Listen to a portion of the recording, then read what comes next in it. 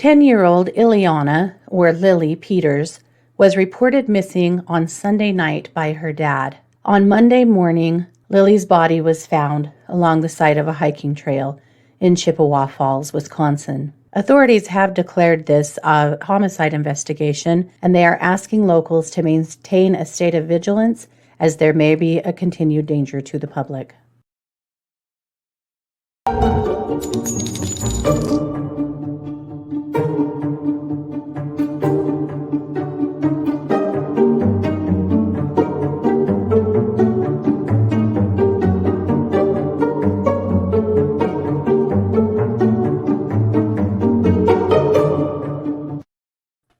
Hey everybody, and welcome to True Crime Paranormal with the Psychic Sisters.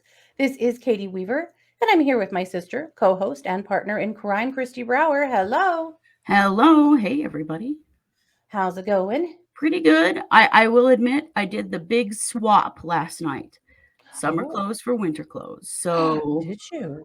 Well, then it's gonna snow. I'm putting a lot of faith in Idaho right now. Don't get me wrong. I saved a few warm pairs of pants out just in case, because Well, I mean, we are going camping soon, so right. You got to have the warm stuff then, because it doesn't matter how warm it has been. Memorial weekend it'll suck. There'll be some rain. It'll be cold. Yep. True. And it'll be fun nonetheless. So yes, it will. Well, good for you. That's awesome. Was thinking about the big swap and thinking probably what I should do is just throw everything away and start over. But well, I do that. I have 2 bags of clothes to donate from stuff I don't like from the winter and stuff from last summer I don't want again. Yeah. I do that because I like to turn my clothes over pretty often. So I hear this. Yeah. Well, there you go. Maybe that's what you need to do too. Well, I probably should. If I could find some time to go shopping, maybe I would. Well, it's Tuesday. This is our Tuesday episode, and we have, we've got some big stuff for you guys today. So, Christy, I'm going to kick the mic over to you for our first case, which is an MMIW. Yes.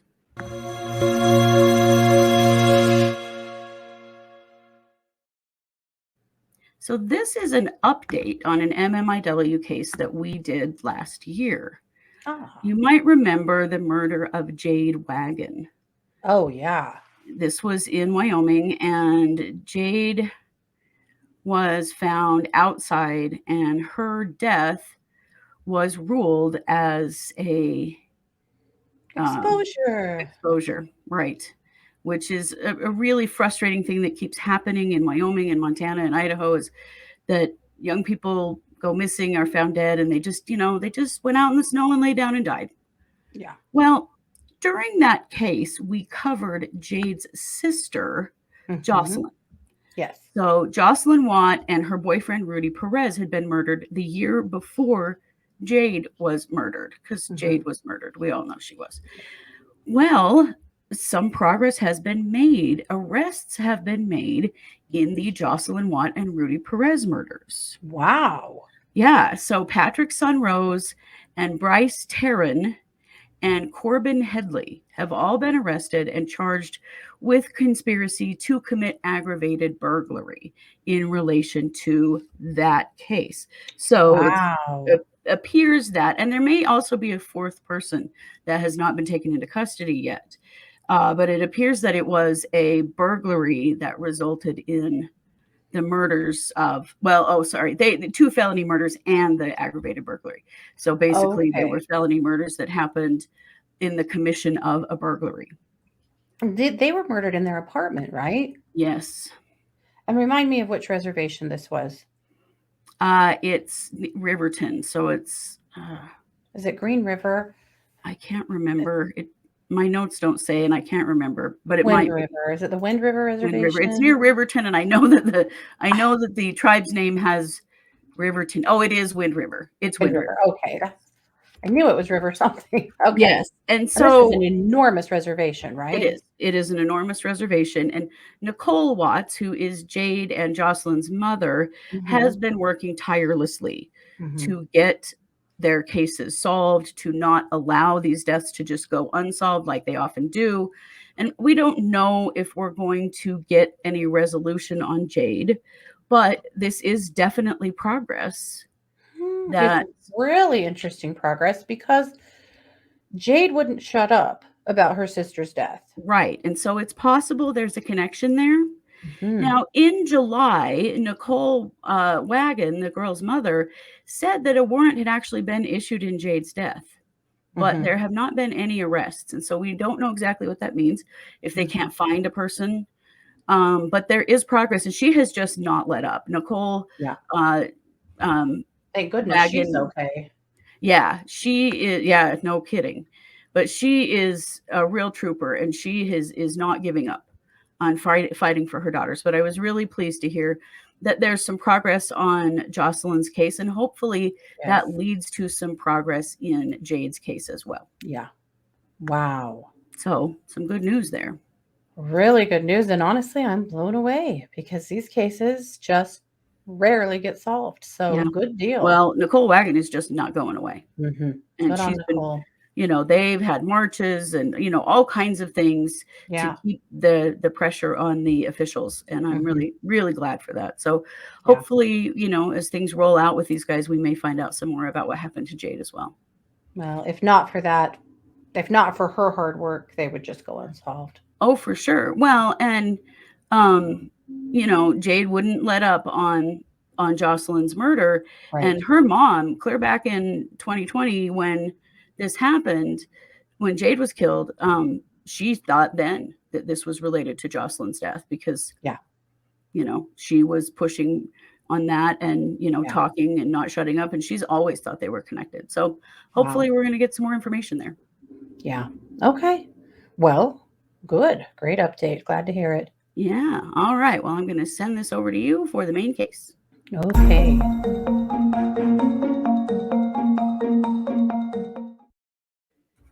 Okay. This is a really sad breaking case out of Chippewa Falls, Wisconsin. This is Jade Peters, who is 10 years old. And Sunday evening, she left her aunt's house and was essentially headed home and disappeared, never made it home. And her dad reported her missing. And this is an area where there is a wooded bike path, a wooded trail.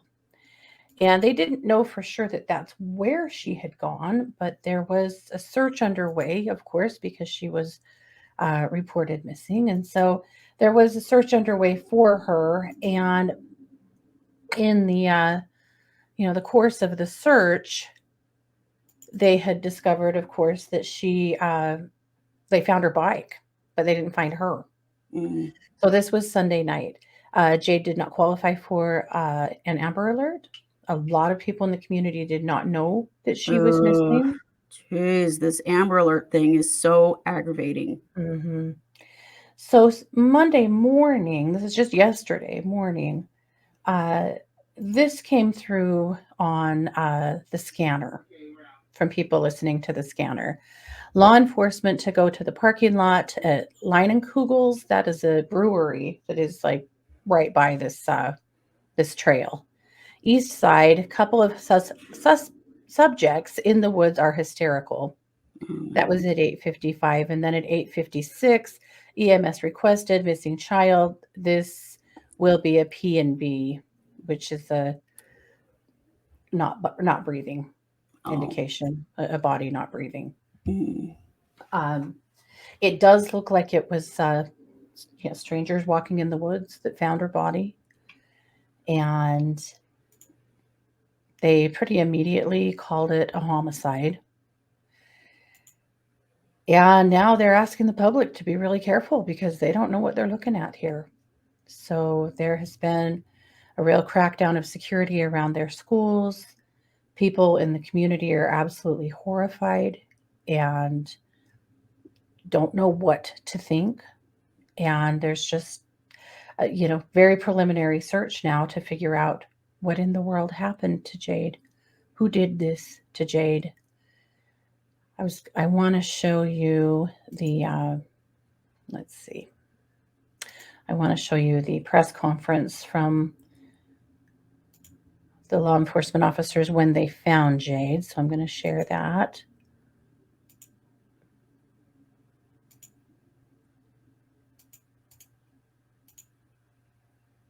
I'm the chief of police for the Chippewa Falls Police Department.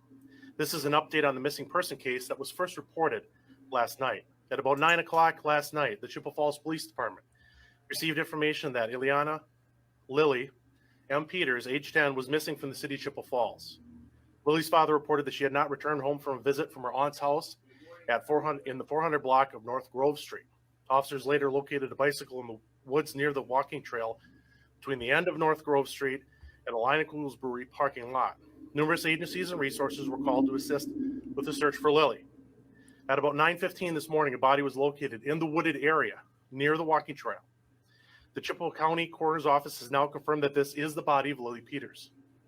At this point, we are considering this a homicide investigation. We do not have anyone in custody at this time, and we are continuing to follow up on multiple leads. The Chippewa Falls Police Department has numerous assisting agencies, and we will be working diligently and tirelessly on this case. We encourage anyone with information to please contact the Chippewa Falls Police Department and to maintain a state of vigilance, as there may be a danger to the public. To maintain the integrity of this very active and ongoing investigation, I am unable to provide any further details at this time. I do anticipate an additional press conference around 5 o'clock tonight. We would like to extend our deepest sympathies to the family and friends of Lily Peters during this tragic time. Thank you.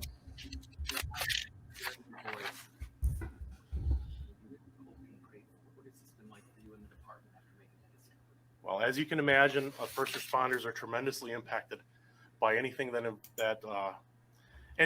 impacts one of our children. So it is very difficult for them and the investigators.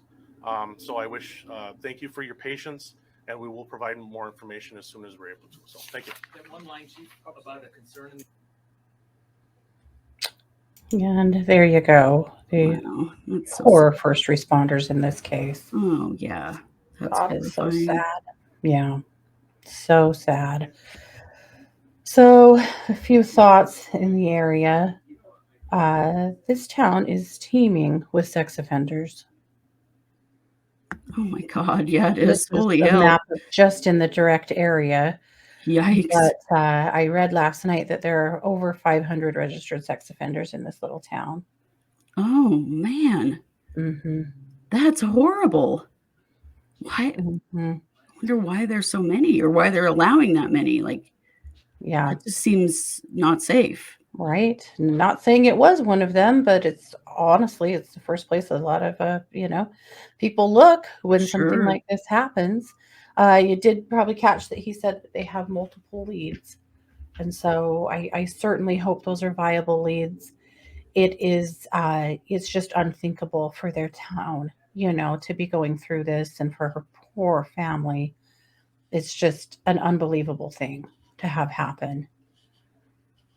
Now, there has been a petition started to create a Lily alert, because yet again, people Yes. are damn tired of the broken Amber Alert system not Right? helping the people that it needs to help. Yeah, And that's of just course, ridiculous. she didn't fit the requirements because they didn't know who took her. And that basically acts as the Amber Alert. So they started a petition at change.org. I have listed that in the show description. If you'd like to sign that, that would be amazing. But, the public wants to know. They want to know because, first of all, it seems as though there is a killer on the loose in their town. And also, they could have been looking. They could have been more diligent. They could have been more of the solution had they known. Right. Right. So, If no one knows a child is missing, they're not going to yeah. think anything weird's going on in their community. People need to know. Mm-hmm. It makes people more aware. Yep. So they have asked everyone in their town to wear purple. And so the town is just coming out in droves. The kids at school, people's mailboxes in front of their homes. There's just purple everywhere Wow. in solidarity for Lily and for her family. So obviously, this is a brand new unfolding case. We wanted to start an investigation on it now. One thing I have been unable to learn yet, but I would like to know a little bit more about who Lily was. She was 10. She was adorable. She was riding her bike. She was having fun with her family. Right. I just think about all the 10-year-old girls that I know, and have known, and what a magical time that is for little girls, and just how horrifying. Who does this? Who can do that to a 10-year-old? So It's awful. hopefully we learn, and hopefully we learn soon. For the sake of her family, I hope a quick arrest is made that sticks, that is. Yeah. Hopefully. And for the sake of their town, because Yeah. people are pretty terrified right now. Well, yeah, I'm sure they're worried about the safety of all the other kids in town. For sure. Yeah. Yeah. So that's what I have. It's not a lot, but it's a start. So again, we'll keep a very close eye on this case. We'll continue to update it. And our hearts go out to all of Chippewa Falls, and particularly to Lily Peters' family. Yeah, definitely. So I am going to turn the mic back over to you. And you're bringing a WTF news? Yes.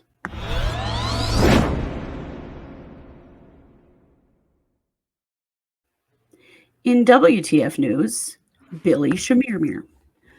You probably remember Billy Chemirmir. We talked about him quite a bit near the end of the year last year. He is a suspected serial killer out of Texas. Yes. He went on trial, unfortunately, for only one of his victims last winter, end of last year, and the jury deadlocked. Yeah. So a new trial for him began today with a bit of a delay because opening statements were supposed to start at 9 a.m., but one of the jurors did not show up. Oh. And they waited for a couple of hours trying to figure out where this dude is. And finally, the judge had to call the court to recess and send the cops out to find this dummy.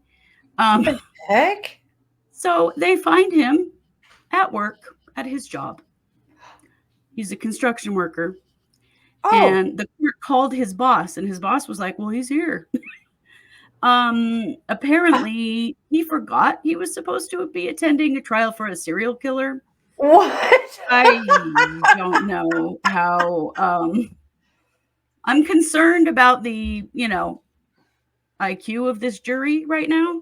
Right. Do we need to dismiss this juror and bring on an alternate? I mean, well, the judge did ask him if he could be an impartial juror, and he said yes. So then they got started with the retrial of Billy Chemirmir. But I'm like, what? This is a big deal. He's suspected of at least 18, somewhere between 18 and 24 murders of elderly victims. He's actually being tried in the case of Lou Harris. They're trying Lou again. Yes, and here's the other part of this, other than the juror being an idiot, that is very concerning to me. In the original trial, all of the evidence that the prosecution has is circumstantial. Right. They really don't have any physical evidence. They do have the testimony of Mary Bartell, who is the only person who survived an attack by Billy Chemirmir. Now, Mary Bartell was like 93 at the time of the attack. She has since passed away, but they have video testimony that is allowed in court since she has passed away. Yeah. But they had it last time too. And I mean, she literally describes the physical attack, how he thought he killed her. And her friends came to see her and revived her. He was doing a lot of smothering very old people with pillows. Right. And because they weren't strong enough to fight back. Belongings, yeah. So he could steal their jewelry and stuff. But here's the part of it that really concerns me. The prosecutor hopes the large amount of circumstantial evidence will be enough to convict this time. Oh my God. Well, it wasn't last time. Why are you going back to trial if you don't have any new evidence? But it doesn't appear that they do. They're trying the same case with a different jury. And that worries me because Billy Chemirmir is a very dangerous person. And Mm-hmm. I don't know if he's going to get convicted. Yeah. Oh, So boy. we shall see, but the trial had a bit of a lurchy kind of start today, but it Yeah. has begun. So we'll keep you updated on this case. Fingers Yeah. crossed that this jury decides that he did kill Lou Harris, but It's such we a don't know. hard one because most of the crime scenes are gone Oh, yeah. because they were all ruled natural deaths because they were very old. Right? There was, until Lou Harris, they didn't even know. Well, no, that's not true. Until Mary Bartell, they didn't Mhm. even know that this guy was operating, because Mhm. he's killing old women in their 90s by putting Mhm. a pillow over their face and then stealing their jewelry, which apparently didn't ring any bells. That's the thing that makes me so mad about this case is that the care facility that these people were living in was so negligent. So They did negligent. not have working cameras where they claimed that they did. They did not even bother to investigate the fact that many of these people that died, their families reported that a good deal of their jewelry and things were stolen, never reported it to the police, just didn't do a damn thing to keep these Right. people safe. It's Right. just astonishing to me that this has happened. Yeah, it really is. Well, I mean, he was coming into retirement homes like dressed as staff, and no one even noticed that he, in fact, did not work there and Yeah. was finding ways to come and go. And anyway, and Yeah. he actually followed Lou Harris home from Walmart. Yeah. And so he had branched out. I think probably after Mary Bartell, he'd kind of branched out outside of retirement homes and followed her home from Walmart and Mhm. broke And into her they house do and have killed her. some pretty good evidence there. I mean, he had her jewelry box in his possession. They watched him throw it away. Right. There is some evidence there, but oh gosh, But it's he's yeah, not left much physical evidence. Like, there's not much physical evidence in her apartment no, where he killed her. Like, he's he did a been pretty good very job. forensically aware. Mhm. So fingers crossed, but I think that this is a fool's errand that the prosecutor is on, that they are going to just try the same circumstantial evidence a second time. Good Lord. Well, we will keep a very close eye on this one for sure and let you guys know what's going on. Most definitely. All righty. Well, there you have it. That is Tuesday. We'll be back Wednesday with a brand new episode. We'll be back Wednesday night for case updates. And boy, are there case updates this week. Ooh, Lots of stuff they are happening. piling up. And then, of course, Thursday night for the psychic hour. So much more great content this week for us to come. And of course, a lot of late breaking stuff that we'll keep a close eye on and keep you abreast of. So thank you so much for being here. This has been yet another production of True Crime Paranormal with the Psychic Sisters. Take care. Bye, everybody.